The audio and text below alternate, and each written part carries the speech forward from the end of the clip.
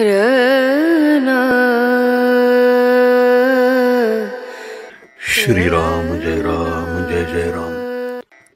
11 जून सुखदुःख मनावर अवलंबून आहे. जिथे रोग असेल तिथेच औषध लावले तर उपयोग होईल. दुःखाचे मूळ कुठे आहे हे प्रथम पहावे. प्रपंचात काही न्यूनता पडली की दुःख होते. श्रीमंताच्या किंवा गरिबाच्या सुखदुःखात तसा फरक तो कोणता?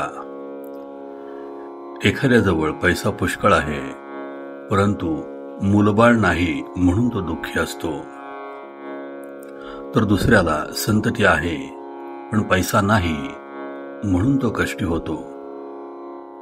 तिसऱ्याला संतती संपत्ती वगैरे सर्व आहे परंतु पोटदुखीच्या विकाराने तो बेजार आहे.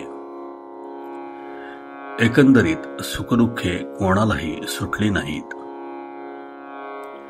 जितक्या गोष्टी कमी पडल्या तितक्या प्रयासाने सुद्धा आणल्या तरी पण न्यूनता काही सरत नाही.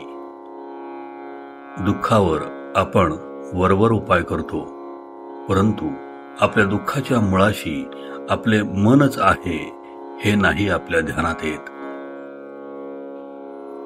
खरोखर सुखदुःख हे वस्तूत नसून आपल्या मनस्थितीवरच अवलंबून आहे. वस्तू चोरीला गेली त्यावेळी झोपेत आनंदात होता, पण जागे झाल्यावर वस्तू गेल्याचे समजल्यावर दुःखी झाला. म्हणजे दुःखी होते ते मन. तेव्हा औषध द्यायचे ते मनाला द्या.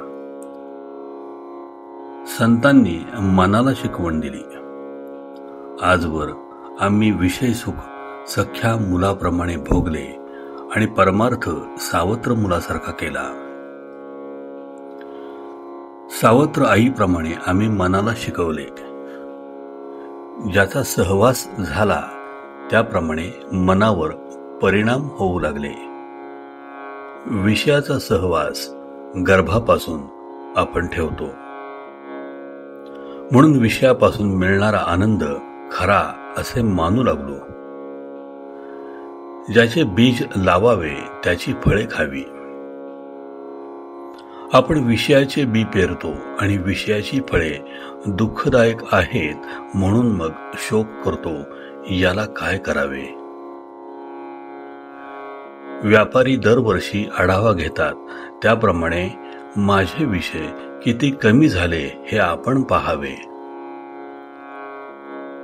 जितकी प्रपंचाकरिता तळमळ करतो तितकी भगवंताकरिता करावी. प्रपंचातल्या अनुकूल परिस्थितीपेक्षा प्रतिकूल परिस्थिती हीच परमार्थाला जास्त उपकारक आहे. परमार्थ हा परिस्थितीवर, श्रीमंती गरिबीवर, रोगी निरोगीपणावर वगैरे कशावरही अवलंबून नाही. मनाची स्वस्थता, अंतःशुद्धता, आचरणाची पवित्रता यावर तो अवलंबून आहे. प्रपंचातल्या सोयी आणि गैरसोयी या दोन्ही परमार्थाच्या आड येतात. आपण रस्त्यातून चाललो असताना एखादे अत्तराचे दुकान पाहून थांबलो काय किंवा मिरच्यांचे दुकान पाहून थांबलो काय? रस्ता चालण्याच्या दृष्टीने दोन्ही घातकच ठरतात. प्रपंच मुळात चांगलाही नाही आणि वाईटही नाही. आपण आपली आसक्ती त्यात कालवतो म्हणून आपल्याला तो सुखदुःख देतो. ही आसक्ती काढणे याचेच नाव परमार्थ होय. आजचे बोधवचन. त्याच गोष्टी आसक्ती सोडून करणे याचे नाव परमार्थ. श्रीराम जय राम जय जय राम. जयाचा जनी जन्म नामार्थ झाला, जयाने सदा वास नामात केला.